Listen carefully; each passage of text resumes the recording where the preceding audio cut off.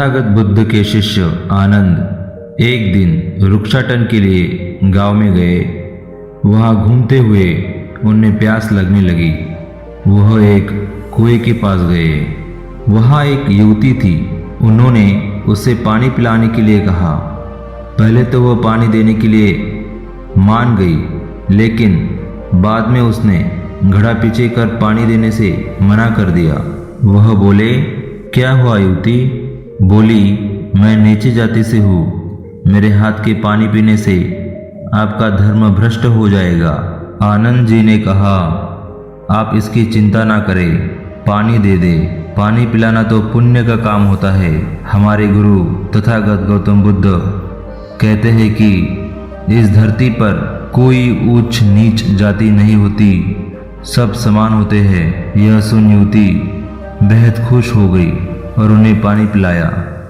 उसके बाद वह युवती वहां से चली गई। रास्ते में आनंद जी के बारे में वो सोचती रही। उसे उनकी सोच बहुत पसंद आई। आनंद जी देखने में भी बहुत सुंदर थे। कोई भी उन पर आसानी से मोहित हो जाता। वह युवती भी आनंद जी की तरफ खींच रही थी। वह रोज कुएं के पास उनका इंतजार करती थी। आनंद जी रोज उस कुएं के पास से जाते थे। वह युवती उन्हें पानी पिलाती थी। अब तक उसे बस उन्हें जी भर कर देखने की इच्छा थी, लेकिन अब इच्छा बढ़ रही थी। एक दिन आनंद जी नहीं आए तो युवती परेशान हो गई और उनके बारे में पता करने के लिए बुद्ध के आश्रम में पहुंच गई। जब उसने आश्रम में आनंद जी को देखा तब उसकी परेशानी दूर हो गई। उसने आनंद जी से कहा, आज आप घूमने के लिए गांव की तरफ नहीं आए? आनंद जी ने कहा, आज मुझे आश्रम में कुछ काम था। युवती बोली, आप जाति का भेदभाव नहीं करते, क्या आप मेरे घर खाने के लिए आएंगे? आनंद जी ने कहा, यह मैं तथागत बुद्ध से पूछ कर बताऊंगा। उनकी अनुमति मिल गई तो मैं अवश्य आऊंगा। यह सुनकर युवती खुश हो गई और वहां से चली गई। उसे उस दिन पूरी रात नींद नहीं आई।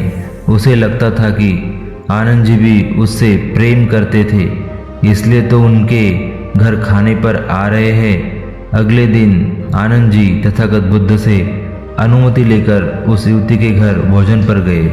युवती ने उनके लिए अलग अलग तरह के भोजन बनाए थे। उन्होंने उसे ग्रहण किया। उसके बाद युवती ने आनंद जी से कहा, अगर आप ऊंची नीची जाति का भेदभाव नहीं करते तो क्या मैं आपसे अपने मन की बात कर सकती हूँ? आनंद जी ने कहा, हाँ जरूर, बोलो।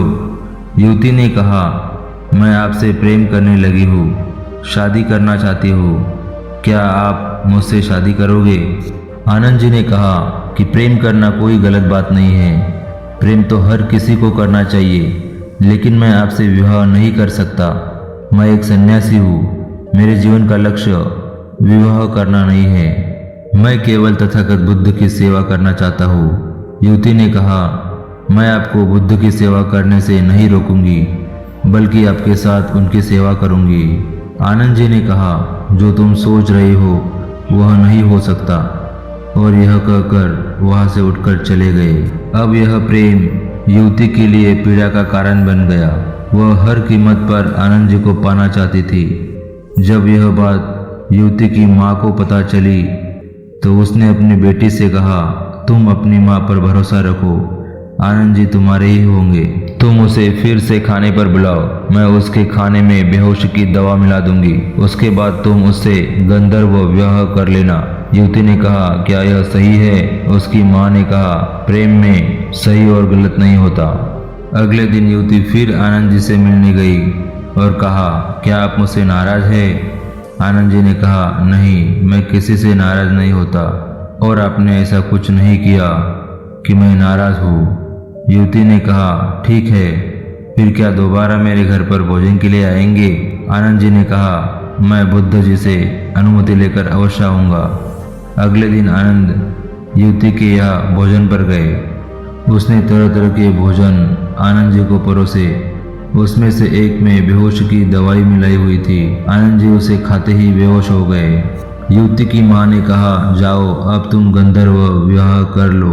युवती ने कहा, मुझे यह ठीक नहीं लग रहा। युवती की माँ बोली, सही गलत सोचोगी तो आनंद जी कभी नहीं मिलेंगे। युवती अंदर गई और तैयार होकर बाहर आई। जैसे ही वह वरमाला लेकर आनंद जी के पास गई, उतने में आनंद जी की नींद टूट गई और युवती को अपने समीप वरमाला के साथ देखा। युवती भी आनंद जी को इस तरह देखकर घबरा गई। आनंद जी ने उसे दूर किया और बिना कुछ कहे वहां से उठकर चले गए। युवती कुछ कह भी नहीं पाई। उसने अपनी माँ से कहा कि मैं आपके कारण आनंद जी को खो दूंगी। मैं खुद को पापी समझ रही हूँ। मुझे ऐसा नहीं करना चाहिए था। मैंने बहुत बड़ा पाप किया है। अब तक तो वो मेरे हाथ से पानी पीते थे, लेकिन अब तो वह मेरा चेहरा तक नहीं देखेंगे। वह पूरी रात इसी पीड़ा में रही और सोचती रही, दुख मनाती रही। अगले दिन सुबह होते ही वह बुद्ध के आश्रम पहुंच गई और बुद्ध से कहा कि मुझसे बहुत बड़ा पाप हो गया है, आप मुझे उस बात की सजा दीजिए। बुद्ध मुस्कुराकर बोले, मुझे आनंद ने तुम्हारे बारे में बताया। तुमने कोई पाप नहीं किया है, तुमने तो प्रेम किया है। युवती बोली, लेकिन आनंद तो मुझसे प्रेम नहीं करते, अब तो वो मुझसे घृणा करते होंगे। बुद्ध ने कहा, आनंद तुमसे घृणा नहीं करते, वह किसी से घृणा नहीं करते। वह तो बस प्रेम करते हैं और तुमसे भी प्रेम करते हैं। वह सबसे प्रेम करते हैं। तुमने अभी प्रेम की वास्तविकता को समझा ही नहीं है। जो प्रेम करुणा लाए, आसपास शांति लाए, वो असली प्रेम है। इसके विपरीत जो प्रेम क्रोध, लालच, क्रूरता को लेकर आए, किसी की स्वतंत्रता को छीन ले, मन में पीड़ा और अशांति लेकर आए, गलत काम कराए, इसे प्रेम नहीं कहते। आनंद में आज भी शांति है, वह आज भी आनंदित है। वह तुमसे मिलकर पहले जितना खुश था, आज भी उतना ही खुश है। वह तुमसे जितना प्रेम पहले करता था, आज भी उतना ही करता है। उसके मन में कोई पीड़ा नहीं है। वह किसी पाप भाव से ग्रसित भी नहीं है। उसका प्रेम वास्तविक है। इसके विपरीत तुम खुद को देखो, जिसे तुम प्रेम कह रही हो। क्या तुम्हें सच में वास्तविक में प्रेम है? क्या तुम आनंदित हो? क्या तुम्हारे मन में शांति है? क्या तुम्हारे प्रेम ने तुमसे कोई गलत काम नहीं करवाया? पहले तुम कितनी खुश थी, आज देखो तुम कितनी पीड़ा में हो। तब तुम कैसे कह सकती हो कि तुम प्रेम करती हो? वह युवती गौतम बुद्ध के चरणों में गिरकर बोली, मुझे क्षमा करें। आप सही कहते हैं, मैं प्रेम समझ ही नहीं पाई। आप मुझे भी अपने साथ शामिल कर ले। मैं भी वास्तविक प्रेम को जानना चाहती हूँ। दोस्तों, प्रेम हम सभी में है, लेकिन क्या हम जिस प्रेम के पीछे भागते हैं उसे जानते भी है, समझते भी है? प्रेम में बहुत ताकत है, जिससे पूरे संसार को जीता जा सकता है। बड़ी से बड़ी कड़वाहट भी प्रेम से दूर की जा सकती है। आप खुद सोचिए, आप दुनिया से क्या चाहते हैं? सभी प्रेम चाहते हैं, कोई घृणा नहीं चाहता, पर हम सभी प्रेम के भाव को कभी समझ नहीं पाते। इच्छा से प्रेम उत्पन्न होता है और अज्ञानता से वही प्रेम घृणा और शारीरिक आकर्षण में बदल जाता है। इस कहानी के बाद शायद आप समझ गए होंगे कि वास्तविक प्रेम क्या है। तो फिर आपका कोई अनुभव या मन का कोई विचार बताना चाहते हो तो कमेंट बॉक्स में कमेंट करके ज़रूर बताइए। दोस्तों, यदि आप चैनल पर नए हो तो चैनल को लाइक, कमेंट और सब्सक्राइब ज़रूर करें। धन्यवाद।